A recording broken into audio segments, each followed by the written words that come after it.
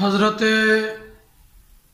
سیدنا ابو بکر صدیق رضی اللہ تعالی عنہ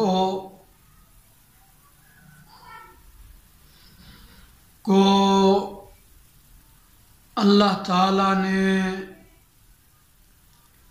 جتنی شانیں عطا کی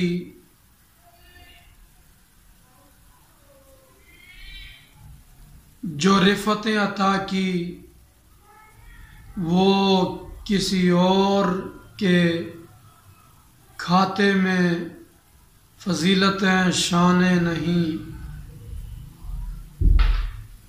نبی پاک علیہ السلام نے فرمایا کہ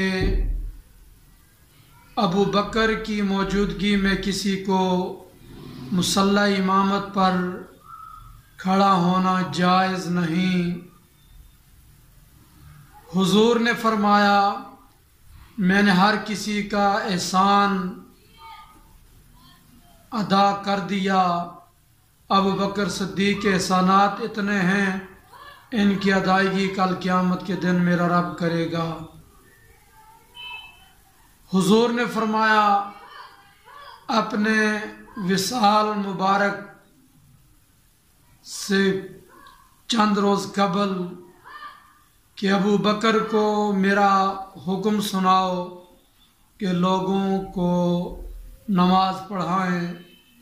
جب آپ سے کہا گیا کہ حضور وہ رقیق القلب ہیں، آپ عمر بن خطاب کو حکم دیجئے کہ وہ مصلی امامت پر کھڑے ہو کر لوگوں کو نماز پڑھائیں، تو حضور نے بڑی شدت اور تاکید کے ساتھ فرمایا مروا ابا بکر فلیصلی بالناس، ابو بکر صدیق کو جا کر کہو کہ لوگوں کو وہ نماز پڑھائیں۔